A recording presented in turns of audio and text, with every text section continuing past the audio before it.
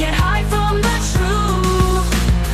truth. In this Women's History Month 2026 episode of Women Who Shaped History by Salty Vixen, we meet Simone Weil, the philosopher, mystic, and activist who turned attention into prayer, affliction into insight, and rootedness into a blueprint for sustainable futures. It is March 2026. The world is still catching its breath from another winter of extremes: record heat waves in February, floods that swallowed neighborhoods, headlines screaming about tipping points we've already crossed. And yet here we are in Women's History Month under the banner, leading the change, women shaping a sustainable future. This isn't about feel-good slogans or corporate greenwashing. It's about women who see the cracks in the systems we've built, economic, ecological, spiritual, and refuse to pretend the cracks don't exist. Women who understand that sustainability is not only solar panels and carbon credits, it is also the refusal to let human souls be uprooted, commodified, discarded. It is the stubborn insistence that every person deserves roots, place, meaning, dignity, community, work that does not crush the spirit. Simone Weil never used the word sustainability. She died in 1943 at 34, long before the vocabulary of climate justice or regenerative economies existed. But listen to what she actually wrote, what she lived, what she starved for. She diagnosed the modern condition as uprootedness, deracinement, industrial labor that turns people into extensions of machines, nationalism that fetishizes borders over belonging, colonialism that rips cultures from their soil, bureaucracy and war that reduce human beings to numbers, to things. Her unfinished book, The Need for Roots, written in wartime exile while bombs fell on London, she argued that the most neglected need of the human soul is to be rooted, not in one shallow place but in many: family, tradition, meaningful labor, beauty, the past, the future, the sacred. Without those roots, individuals atrophy, societies become brittle, futures become impossible. In 2026, when entire regions are becoming unlivable, when gig workers scroll through apps for the next precarious shift, when loneliness is now classified as a public health crisis even among the hyperconnected, aren't we living exactly the deracination she described? Simone Weil did not offer platitudes. She offered obligations instead of rights, compassion instead of competition, attention instead of distraction. She believed the ethical act begins with one piercing question, asked without agenda. What are you going through? And then silence. Waiting. Suspending the self so the other's reality can arrive intact. That waiting, that suspension, she called attention.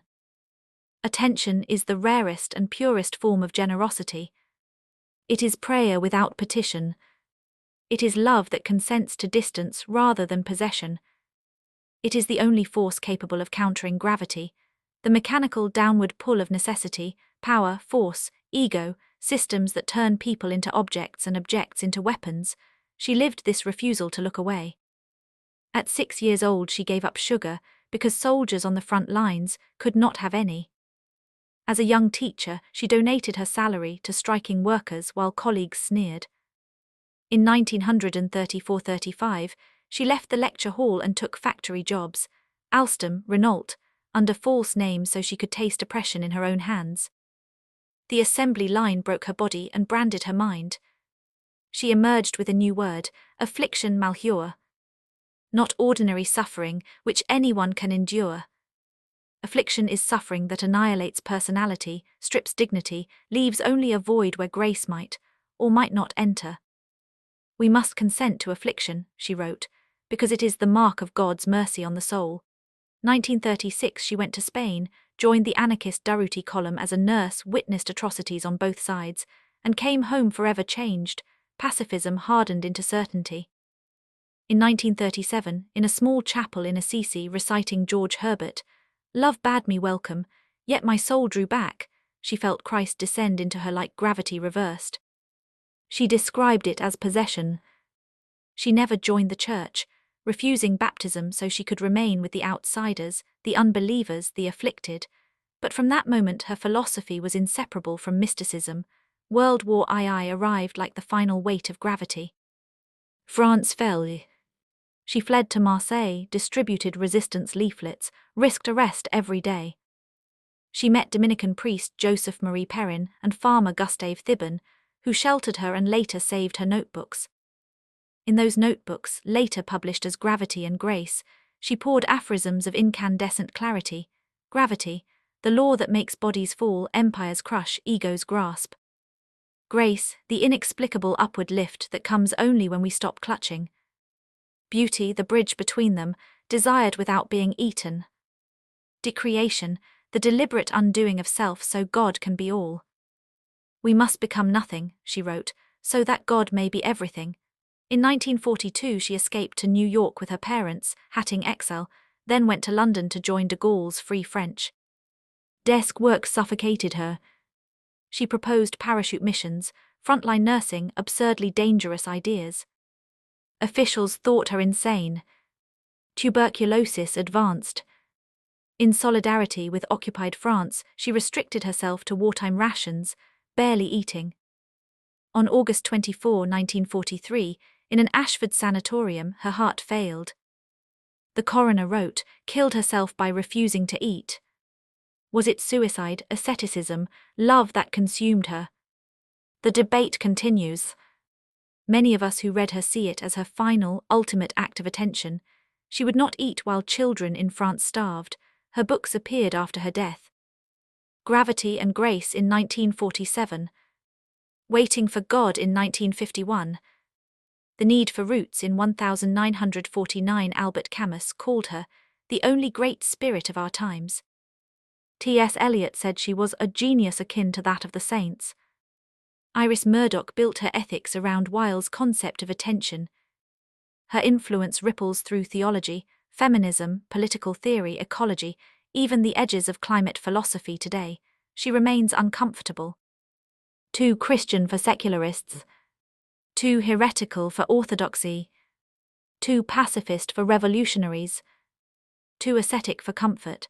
And yet in 2026, when we are more uprooted than ever, when attention is the scarcest commodity, when affliction hides behind statistics and screens, her voice is urgent. She asks us to stop performing virtue. To attend, to wait, to decrease, to let grace enter the void we have made. As Salty Vixen, I find her both terrifying and liberating. Terrifying because she lived without compromise, no half measures, no excuses. Liberating because she proves that one woman's radical attention can pierce centuries of darkness. She did not change the world in her lifetime. But she planted seeds. And those seeds are still growing. This episode is my tribute to her, and to every woman this March who is leading the change not with conquest, but with fierce, quiet attention to what is breaking and what might still be healed. Simone Weil was born on February 3, 1909 in Paris, into a cultured, secular Jewish family that valued intellect above tradition. Her father, Bernard, was a doctor trained at the elite École Normale Supérieure. Her mother, Salomia Reinhers, nurtured curiosity.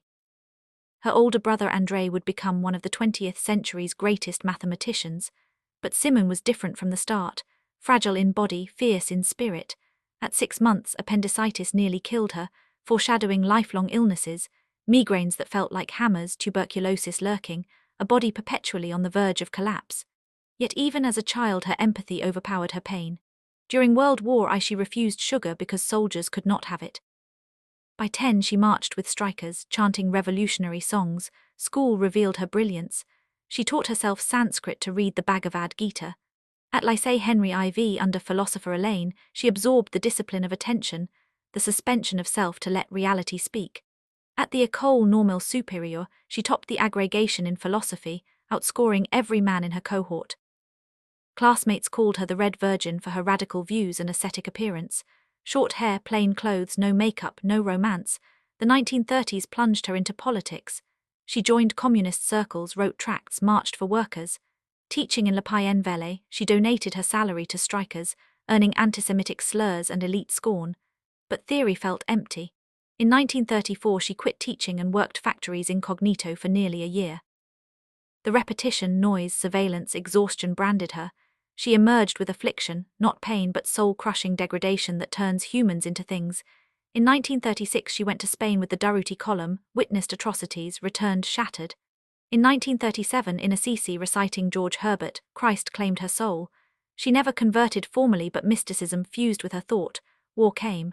France fell. She fled to Marseille, risked arrest distributing resistance papers.